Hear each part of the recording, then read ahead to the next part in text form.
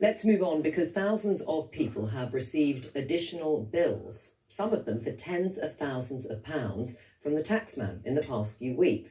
Bills they've often got no means of paying. Here's John Owen. I wake up feeling a sense of dread. It's hopeless, really. It's a policy that campaigners say is devastating lives. I think the government is just breaking a basic principle of law. And we've been told about the sometimes extreme distress that it's caused for people affected. I've had to start taking antidepressants. Fortunately, we do know of at least a few cases where people have tragically taken their own lives. As thousands of freelancers receive giant unexpected tax bills for past earnings, following a change in the law known as the loan charge, the campaigners say amounts to a form of retrospective taxation. But the government says that the use of schemes that involve paying contractors their income in the form of loans had only one purpose: to avoid paying tax. Under these schemes, people weren't paid, as you would expect, a normal salary. They would be paid a small salary, and on top of that, they would also be paid the rest of their remuneration in loans. And the thing about that is that these loans didn't pay income tax or national insurance. And now they're sending demands, in some cases for tens of thousands of pounds, to contractors who made use of the schemes. The result? An increasingly bitter argument between the tax authorities and those who are accused of illegitimate tax avoidance. Design engineer Paul King told me that for several years whilst working as a contractor, he made use of a loan payment scheme. But he says that the financial benefit was only very marginal and that he was mainly attracted to the scheme's simplicity. But Paul is now facing a bill for £67,000 in what the HMRC says is unpaid tax. For me to raise the 67,000, as I said, the only way is to sell the house. I'm going through a divorce. Yeah, I've got a son who's in hospital with leukemia, and now added to that, the £67,500 worry. This is Alva. Her partner has also been asked to pay tens of thousands of pounds in tax on past income, and she told me that the anxiety it's caused has been overwhelming. I want us to be able to get through even just one day without worrying. And I want us to be able to just get on with our lives. Just be normal. Can't really plan a future. I desperately want to be a mum.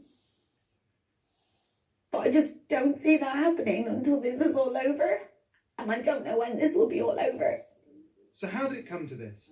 And why would freelancers agree to be paid via a loan scheme in the first place? This doesn't just affect high earners, it affects a range of people, from IT contractors to oil and gas workers, locum doctors, social workers, nurses. A lot of people entered into them on the advice of trusted professionals like accountants, tax advisors, recruitment agencies who said that they couldn't work for a particular company unless they chose to be paid via a scheme like this.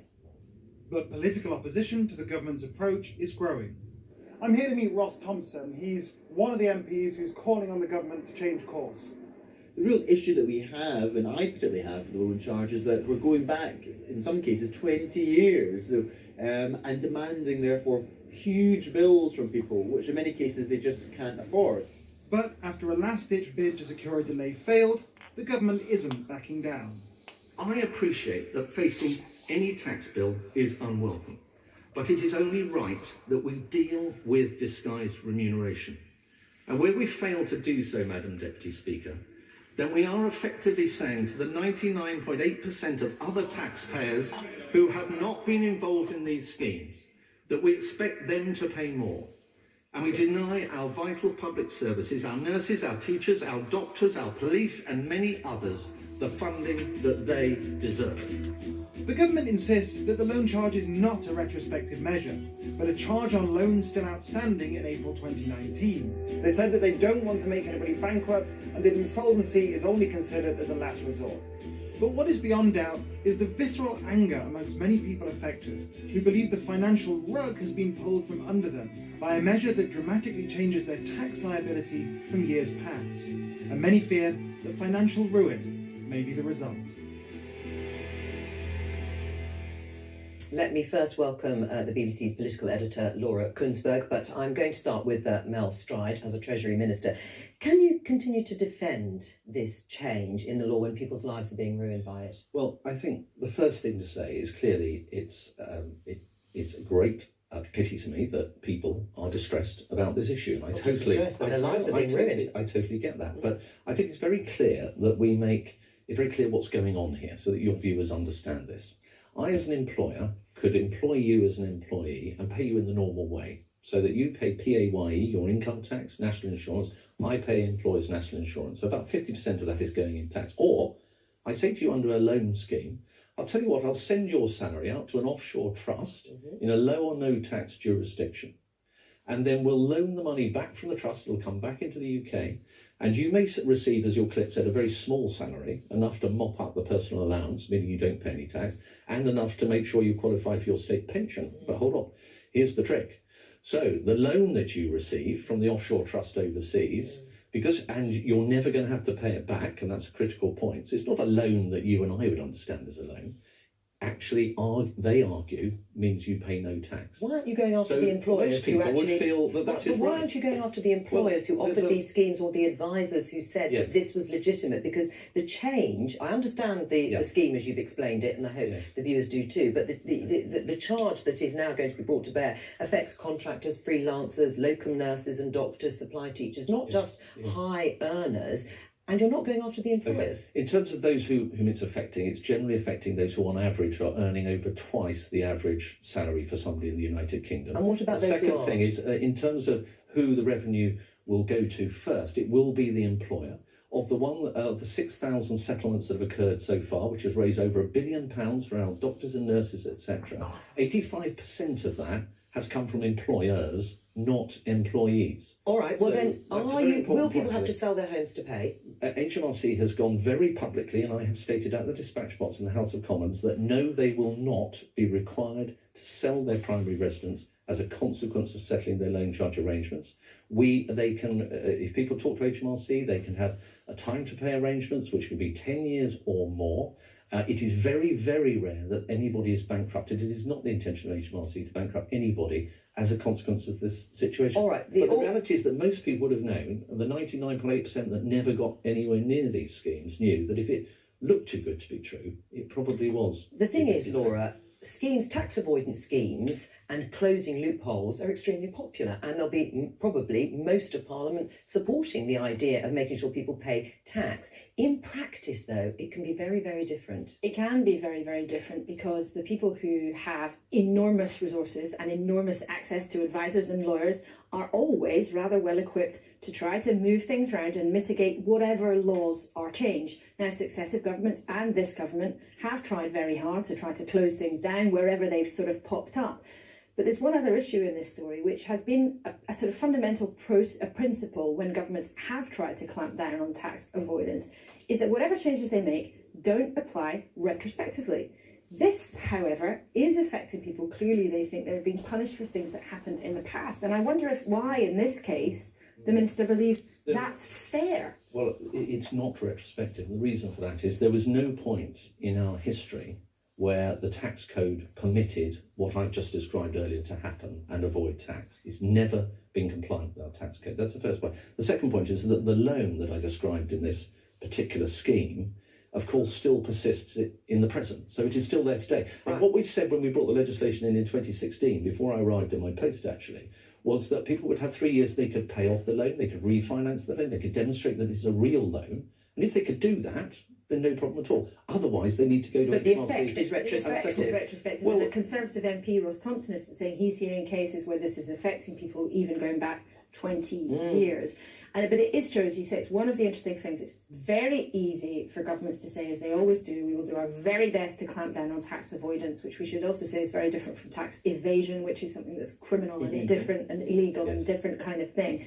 But in practice, what does happen often, I'm afraid, is people who didn't have a sense that they were really doing anything wrong are the people who end up Can I make one final point, Joe, on this? Because the amounts involved here, that there was some in your clip. There are some people in the Commons have been raised £900,000. Well, that probably means you put £2 million through a scheme. Right. The average amount that's in the frame here is £13,000. All right. And of course, you could have up to 10 plus years to repay that. Well, let's find out who, we need in to get terms those of figures support, in balance. do you side with HMRC and Mel Stride in this? No, because Joe, you put a question to Mel earlier on, and this has been put Mel to you on a number of occasions. Why don't you go against the advisors? If the advice was to create an illegal scheme, then giving that advice actually was illegal in its own terms. Now, if that's right, then that would be actionable, but it would be enormously helpful if you would come out and say very clearly the advisors were behaving inappropriately. Tony, we have done exactly that, and at the dispatch office I've made these points very clearly. We are investigating 100 promoters at the moment, many of whom are involved in these disguised remuneration schemes. We are taking people through the courts. Hyrax Resources was one particular case where we have protected £40 million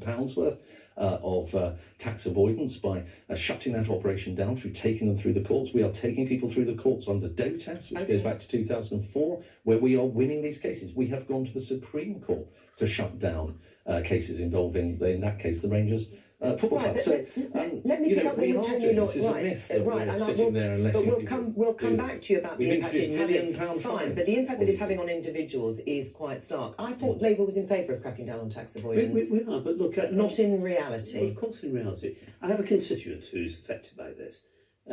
She herself has said, look, she's not happy, obviously, but she will pay the tax that's been missing.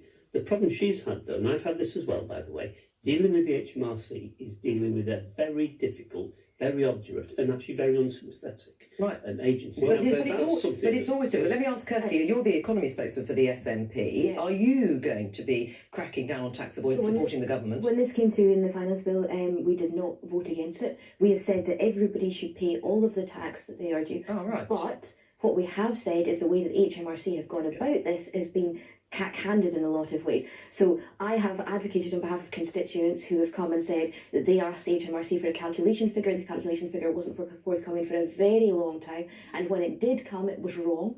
And I have advocated on behalf of those constituents. The other thing that HMRC have done is they've come out, as the Minister said, to say that nobody should lose their main home, and also nobody should be made bankrupt. But they've been unwilling to agree the length of payment plans that are required in order for that to take place. So I've argued that payment plans, people should pay the tax, absolutely, but they should pay it in a reasonable payment plan that ensures that they do not lose their home and that they are not made bankrupt as a result. And can I just say the All-Party Parliamentary Loan Charge Group, brought together by cross-party politicians, says that there is a clear risk to the mental welfare of people facing the loan charge. Okay, so HMRC, I'm glad that Kirsty has taken the position that she has on the principle of this, because it is not right, and we need to sort it out. And I think most people listening to this programme would agree with that. But she's absolutely right also that we have to do it in a sympathetic and appropriate and measured way. So we have a helpline with trained staff there specifically for those involved in the loan charge, where they can speak to them. We have a whole unit that looks after. That's not people's experience, Mel. Well, it's not people's experience. You say that, Tony, and you base it on one or two examples that you've come across. But all I can tell you is from the centre, there is a main push to make sure this is dealt with sympathetically, because we do get these points. All right. Well, thank you. And giving people time. Stop lying. Thank you for all your points, because it's obviously an important discussion for people to have when it comes to the idea of paying tax and tax avoidance. Quickly introduce fact check Joel, because Prime Minister's Questions is going to start in the next few minutes. It's often a little bit late. There he is in the newsroom. He will be checking, funnily enough, the facts and figures from PMQs. Laura, let's return to the beginning of the programme and the conversation about the WAB, the withdrawal of... Wow, yes, Brexit is nothing if not acronym.